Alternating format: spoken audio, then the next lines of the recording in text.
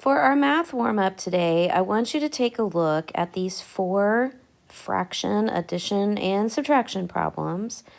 Look at your denominators and come up with 2 possible denominators that you could use to solve these problems.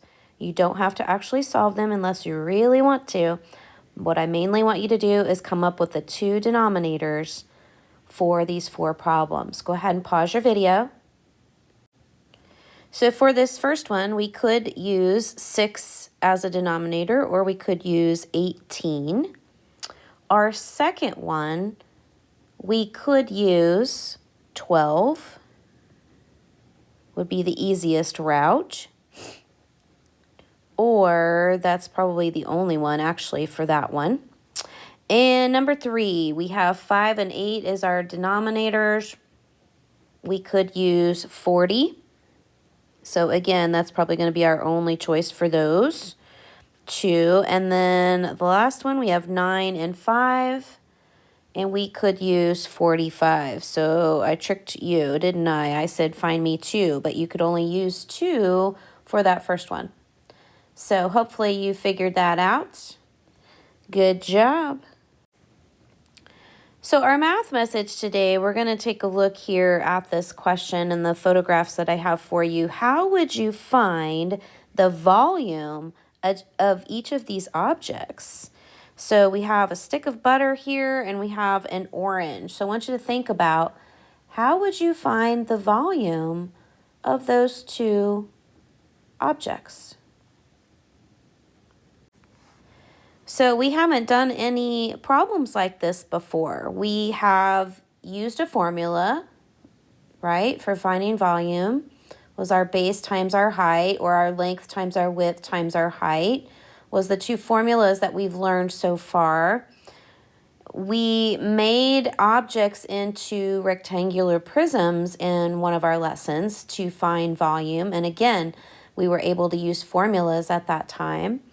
But we have not figured out or have been taught a method for calculating volume of objects that are not rectangular prisms or objects that we cannot easily model into a prism. So that is what we are going to be doing today.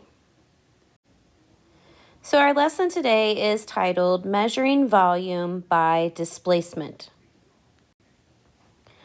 Why we are doing this lesson is we need to learn a new method to find volume of objects that are not rectangular prisms or easily modeled by rectangular prisms. And how we're going to do this is using what's called displacement method.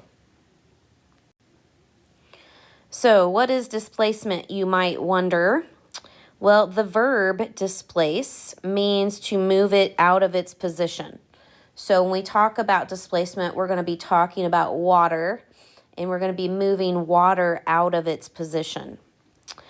Common units that are used for volume of liquids, I just want to remind you that normally we use liters, and this is the abbreviation for liters, milliliters, abbreviation for milliliters, gallons, abbreviation, and quarts, abbreviation.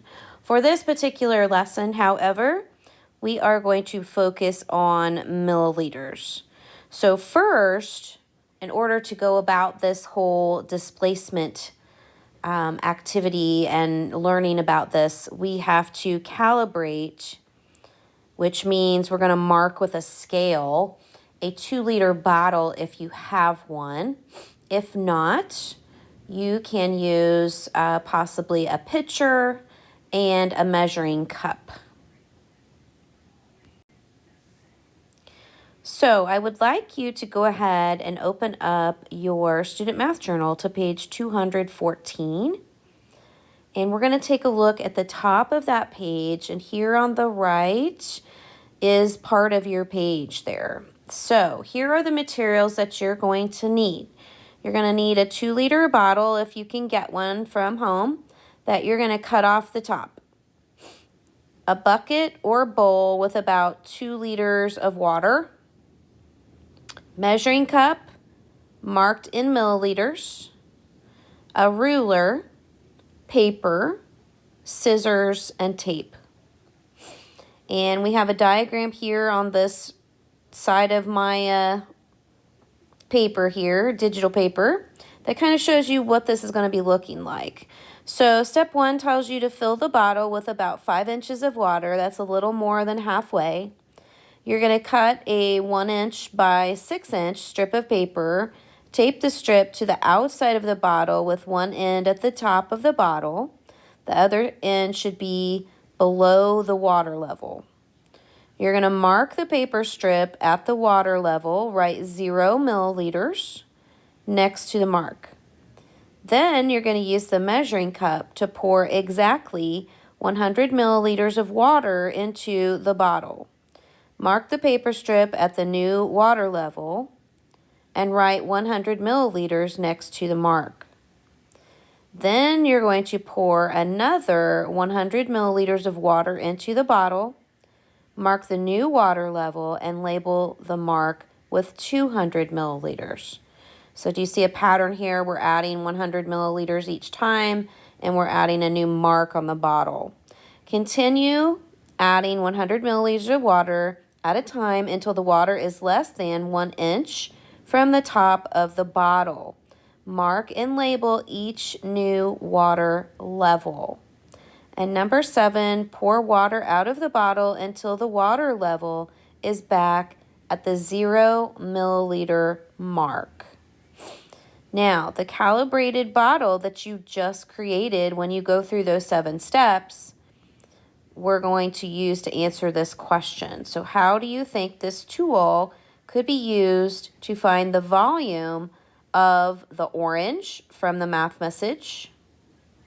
So I want you to think about that for a minute, and here's your hint. What would happen if you put the orange in the bottle? So, what should happen? Any ideas? Hopefully you're thinking that the orange is probably either going to float or sink to the bottom. That would be my first thought in thinking about that question. And secondly, if you've ever put anything in water that has a pretty good mass to it, you'll notice that the water is going to move. So that water may move up, which is the most likely thing that's going to happen. The other thing that we need to know and learn from this lesson is the fact that volume should be measured in what we call cubic units rather than milliliters. And we're going to talk about that just a little bit more as you get into what you're doing today.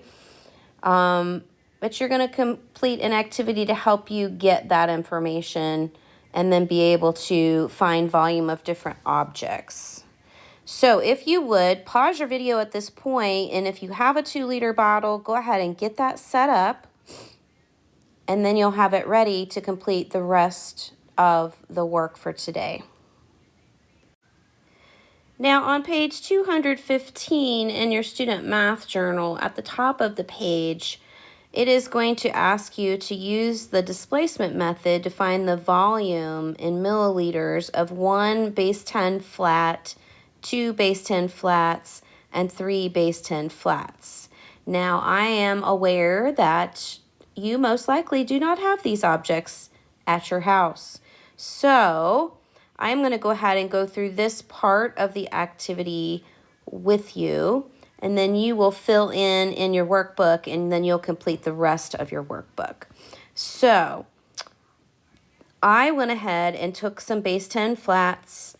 I made myself a calibrated pitcher of water where I could place these flats in the pitcher and figure out what the volume is for each one of those.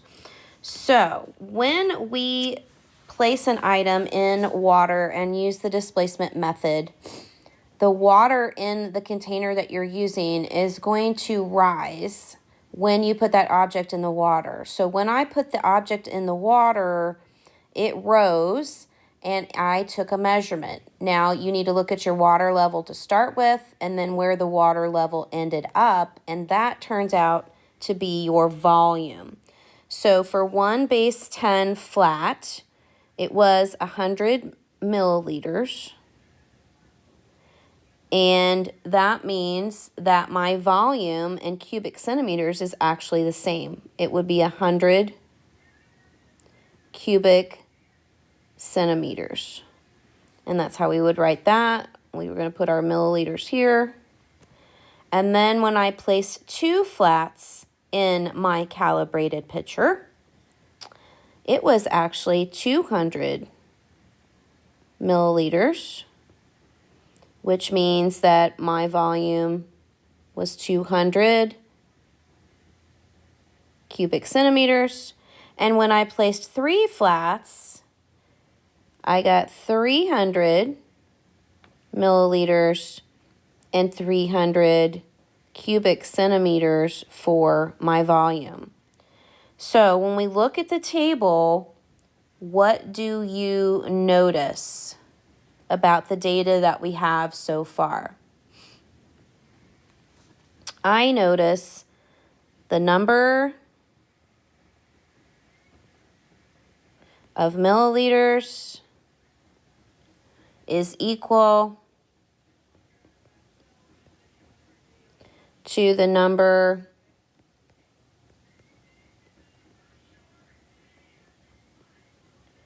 of cubic centimeters.